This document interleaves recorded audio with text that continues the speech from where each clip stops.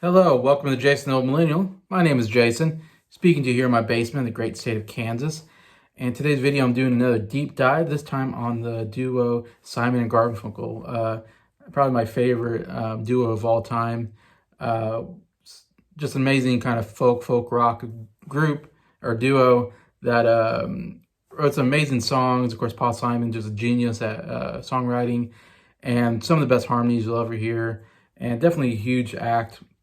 They were pretty big in the 60s period, and then broke up. But yeah, always been a big fan of Simon Garfunkel. Definitely one of my favorite groups or duos of all time, of course, especially because of those harmonies. And I love Paul Simon's acoustic guitar playing is really good. Anyway, so yeah, so I'm going to get into them and talk a little bit about their history here on Jason, the Old Millennial.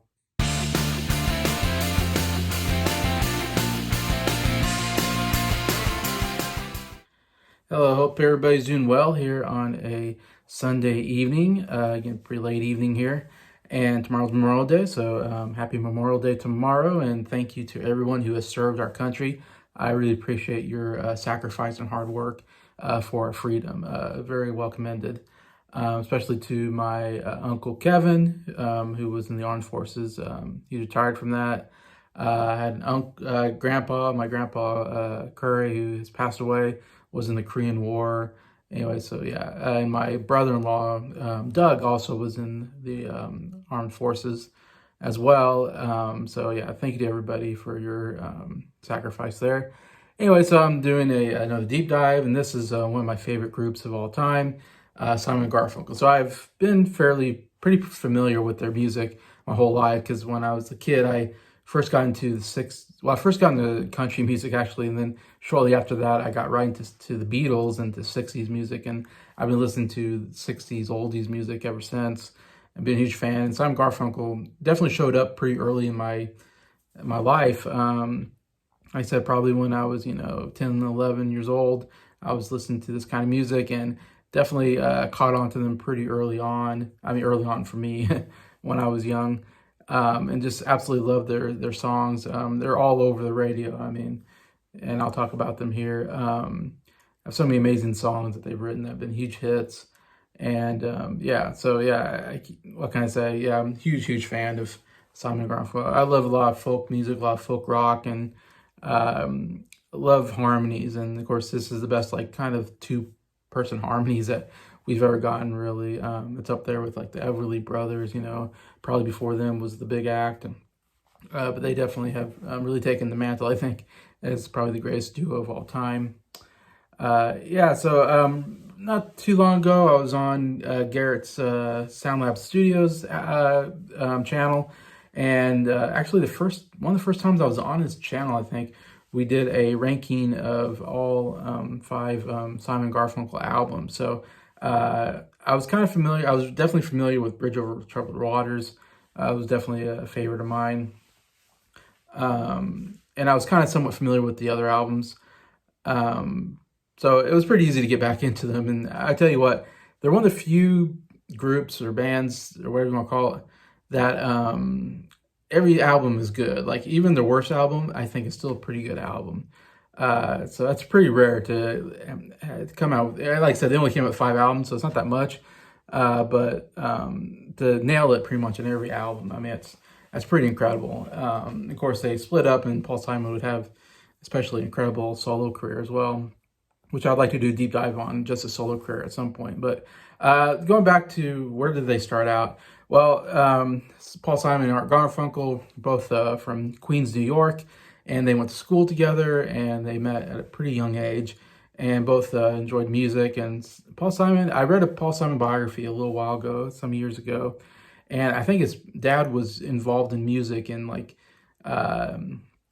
recording music and stuff like that. So there was some music in his life, through his dad, I think. And so he picked up on music pretty early on and learned to play guitar and started even writing his own music. I mean, so he's one of those guys that was just early on, just really became really good at music, playing guitar, singing, all that. Of course, Art Garfunkel, they became friends. Art Garfunkel had a really great tenor voice, And so they kind of found that their voices really worked well together. And so we're already singing songs and writing songs at, their young teenage years. I mean, it's kind of incredible. That's one of the things I did not know before I read Paul Simon's autobiography, or not auto, I think it was biography of his life, that they actually started out really young. Like, I just figured they started out after college or something like that, but it's like, no, they were getting, noticed at a young age, because in 1957, when they're 15 years old, they were already putting out songs to record, to the to music promoters like that, and so they got noticed at age 15. I mean, 15, which is absolutely incredible. Like, how do you get noticed at such a young age? Because they really didn't get big until later on, but they first got noticed at age 15, and they got a record deal from an independent record company called Big Records. And so they signed him onto a record deal at age 15. I mean, that's like, you're like maybe a freshman or sophomore in high school. So they had a name. They went with Tom and Jerry was their first duo name. Of course, makes you think of, Tom and Jerry, the cartoon, I guess they're going for there. They put out a song called Hey Schoolgirl, and it came kind of minor hit, I guess, in that area. Did pretty well on the radio in that area at that time. So, I mean, already we're age 15, already coming out with a radio hit. Not one I've ever heard of, and I don't think it's ever been played on the radio naturally. And I don't know if you can ever find that song. I don't know anything about that one, but kind of interesting there. Anyway, so they kind of worked together like that. And actually, they graduated high school. They went off to college I think they went to a college in New York, maybe New York University, something like that. I can't remember. But anyways, while they're in college, Paul Simon even put out a single just by himself without Art Garfunkel. So he's already putting out some singles, and that kind of started some animosity between the two already at that age in college. And that animosity really built up, as you'll see, and that's why they broke up eventually. But it definitely was starting to, that was starting, there's starting a rift between them. So now we go to 1963. They changed their name to Kane and Gar. I'm not sure why, but their next name was Kane and Gar. They produced together a record deal after hearing them perform some songs. Even Paul Simon wrote Sound of Silence at like a young age, like in his teenage year or early college years. He was already writing songs, Sounds of Silence, the Sound of Silence, which is such an incredibly written song and very deep. Obviously, really great acoustic guitar playing there. Anyway, so he was already playing these, in like the clubs and like that, him and Garfunkel. And so going by Kane and Gar, and they got noticed by another record producer of that song. Anyway, so then they got a record deal to do an album, and they came out with their first album at that time in 1964 called Wednesday Morning 3 a.m. The very first, and this time they changed their names to Simon and Garfunkel, which is the name they would stay on with, which I think worked out pretty good for them. Just use your last names. It goes usually pretty good with the group. Wednesday Morning 3 a.m. is really kind of the least known album, the first one. It's mostly cover songs. There's some Paul Simon originals, but not a lot. Mostly The Sound of Silence is on there. And Wednesday Morning 3 a.m. is also another Paul Simon written song that's actually pretty good. I really like Wednesday Morning 3 a.m. And of course, Sound of Silence, one of my favorite all time. The version on the first album, though, was an acoustic version, not the version you really hear on the radio later on that became a hit. So this was just Paul and Art and just acoustic guitar, basically. So it's definitely different feel to it. Still pretty good, though. I still enjoyed this version of the song. A little different, but yeah. And interesting enough, it wasn't a big hit for them, the acoustic version of the song, which was interesting that they came out on the very first album. I mean, one of the biggest songs Paul Simon's ever written, and it wasn't a hit.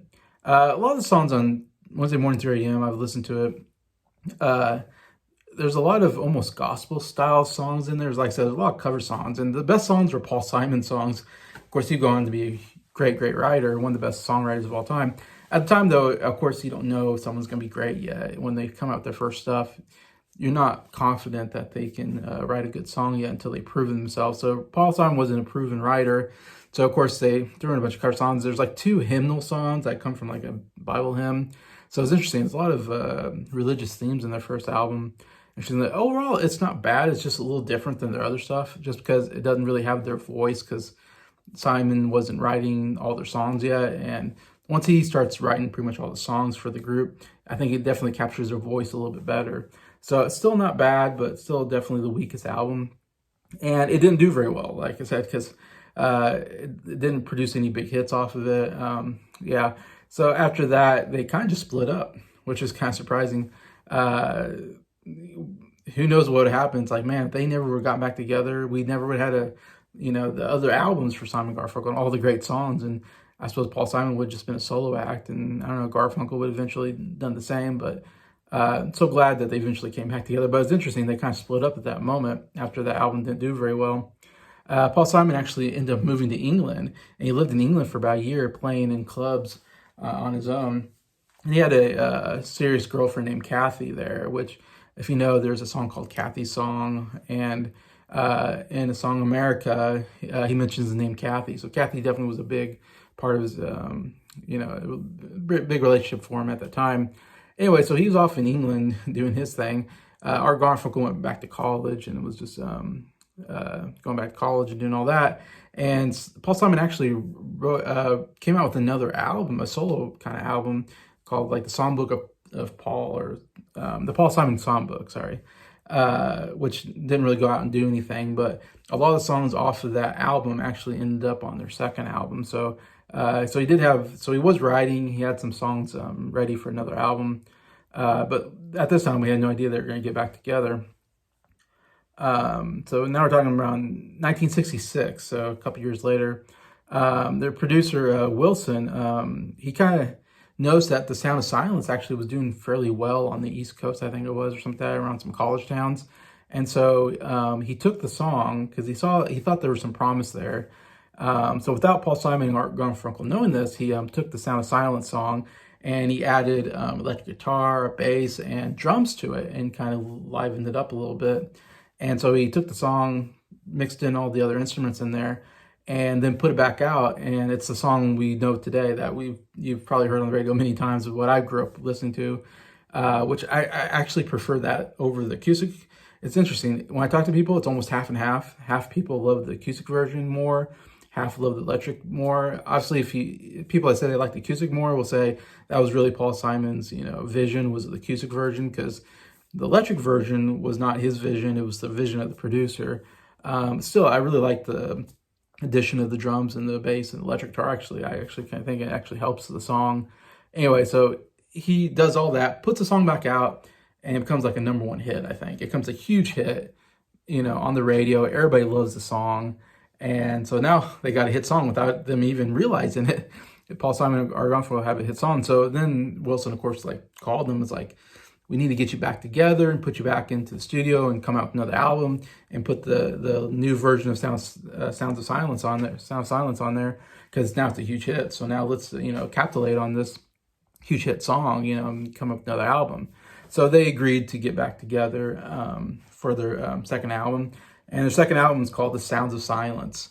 Of course, like I said, trying to capitulate on the hit song that they had at the time. And like I said, luckily, Paul Simon had some songs ready to go, so it was somewhat easy to get that album together, because he just had the songs, and so they just had to record those songs, add that Sound of Silence, and overall it's a really good album. I really enjoy Sounds of Silence overall, because again, it has Paul Simon's writing in it, and so a really good second album. Does really well, of course, so they keep going. Anyways, and that kind of started them off as, the great duo they would become. In 1967, there was a movie called The Graduate that was coming out, and the director, Mike Nichols, wanted to put some Simon Garfunkel songs in it, and he wanted even use a new song. Like Sound of Silence is in Graduate towards the end, I believe. Paul Simon was writing a song about Eleanor Roosevelt, called Mrs. Roosevelt, I believe. And so when Mike Nichols called him and said, we'd like you to write a song for this movie, The Graduate, of course, there's a famous character named Mrs. Robinson, who's, trying to seduce Dustin Hoffman character, There's a famous line, "Are you trying to seduce me, Mrs. Robinson?" Or anyway, so he changed the name from Mrs. Roosevelt to Mrs. Robinson. And that was in The Graduate. And it was a huge, huge hit. One of the biggest hits they ever had. And it's one of my favorite songs of Simon Garfunkel. It's very upbeat, catchy.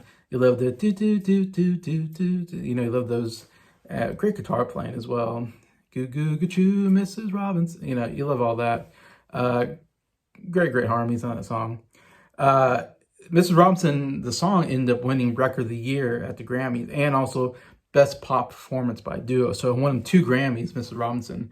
It also came on to their third album, I believe it was Parsley, Sage, Rosemary, and Thyme, which was a really good album. Like, I absolutely love that album, because it has that song, the Scarborough Fair. It's a really amazing album. I mean, their harmonies are off the charts.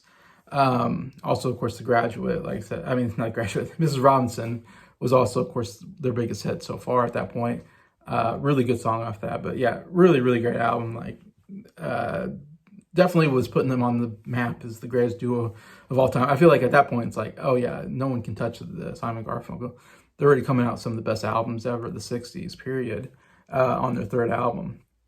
So we get to their fourth album, and fourth album's called Bookends, and that is considered one of their best albums of all time, and is another really, really good album. Many would probably put maybe their second, or some maybe even their best. Usually not. Usually it's maybe around their second biggest album. But yeah, huge hit. Number of hit songs. I didn't write them down on my list, unfortunately, but it had a lot of good songs in there as well. And then we get to 1970, and they come out with their fifth album, and it is the biggest album of the year. It's the biggest album of their career. But there is a lot of animosity kind of between the two, like I said, and it's getting worse and worse at this point, unfortunately. And Paul Simon has been writing all the songs, so I think he definitely was feeling at this point, like, why do I need Garfunkel? I can write, I can play the guitar, I can sing. I think he definitely was feeling at this point like he didn't need Garfunkel anymore, and that he can go solo himself and do everything himself, because he already was. So anyways, yeah, the fifth album, Bridge Over Troubled Waters, as you know, huge album. The song was huge as well. Like I said, it was their best seller of all time. It's my favorite Simon Garfunkel album. It's a lot of people's favorite album. I mean, yeah, it's one of the greatest albums of all time, in my opinion. You got songs like Bridge Over Troubled Water, which was I think it won Song of the Year. So the album won the Grammy for Album of the Year, and then the song won Song of the Year. So it won the 2 big Grammys of that year. That's how big it was. Over 25 million copies sold. So it sold a lot of albums, won a bunch of awards. I mean, yeah, it spent 5 years in the top 100. I mean, it was big for a long time. Also, The Boxer is one of my favorite songs off of there. Cecilia is a great upbeat song on there. That was some of their bigger hits, I would say. Of course, Bridge Over Troubled Water was the biggest of them all. But a lot of great stuff, like The Only Boy in New York. It's a great song. Keep the Customer Satisfied. I really enjoy that song as well. But even the songs you don't know as well on that album, that is actually pretty good. From start to finish, it's like a perfect album. So you definitely have to listen to Bridge Over Troubled Waters if you haven't listened to that album. It is the quintessential Simon Garfunkel album. But all 5 albums are really good, I think. Like I said, the first one's a little weak, but from Sounds of Silence to Bridge Over Troubled Waters, they're really, really good albums. Some of the best albums I've ever heard. Again, I'm a huge Simon Garfunkel fan, so that's definitely, I don't have it out with me. I do have Bridge Over Troubled Waters on CD, but I definitely need to get the other 4. But yeah, so 1970 was the biggest year in their life, most successful, and they end up breaking up. Paul Simon really breaks up the group and starts to go solo, of course, and he had a really good solo career in the 70s and into the 80s, and won Album of the Year twice, I believe. So, I mean, he did pretty well. Garfunkel would go on to do some acting. He acted in some movies. He was trying to do I don't think he became a big actor, but He's definitely trying to do a little bit of acting. I know he came out with some solo albums as well, not as successful as Paul Simon, and I haven't listened to myself, so I can't say. But I love Garfunkel's voice. I mean, what's so great? Simon has a decent voice. It's okay. It's to me, Garfunkel was like the cherry on top. I mean, his tenor voice was so good, like one of the best tenor voices, like him hitting those high notes. Sounded really good, and it just sounded really good, them two together, because Art Garfunkel can hit those high notes, and Simon can, sing a little bit lower, and it just meshed real well. In fact, Bridge Over Troubled Waters, it's a song that's like a solo for Garfunkel. Garfunkel sings the whole song, basically. I think Simon comes in there with the, Hello, Silver Girl, that part of the song. The song was written all by Paul Simon, so Garfunkel gets to sing it. It's the biggest song of their career, and so I know from reading Paul Simon's his biography that it sounds like he was pretty upset about that. That here he wrote the biggest song of his life, and Garfunkel seemed to be taking the credit for the song because Garfunkel was the one out front singing it, and he's totally nailing it. I mean, great vocal work. But I think Simon was a little jealous, or you can say, like, sitting back there. He sings a song, he bows to the crowd is clapping, and Garfunkel would often then say, give applause for the piano player, and the guy playing piano, and everybody would applaud for the piano player. But no one would say, let's give it up to Paul Simon, who wrote the song. So Simon was a little miffed about that whole thing, like, hey, man, I'm the one who wrote the song. And here you sang it, but you're taking like all the credit, and you're giving credit to the piano player, but no one's giving me credit. So I know that's like one of the straws that like broke the camel's back.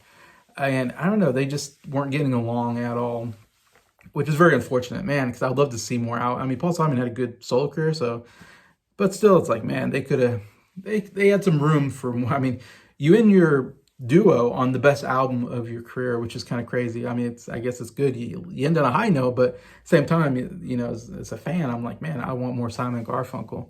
So it's like, too bad that was where they ended the whole thing. But for the rest of their career, they would always, they would come together from time to time and do a concert.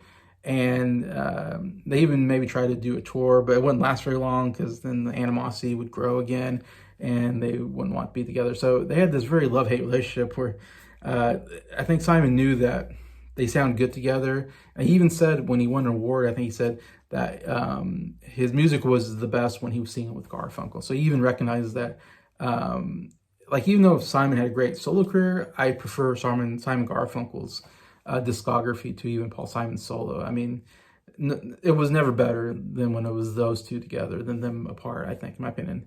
Though, like I said, Simon pretty close to being doing just about as well. I mean, one, like I said, Grammy of the Year twice for two different albums, and then one for this one. So, I mean, Simon, man, what an amazing songwriter and singer and guitar player. One of the great guitar players as well, especially with the acoustic guitar.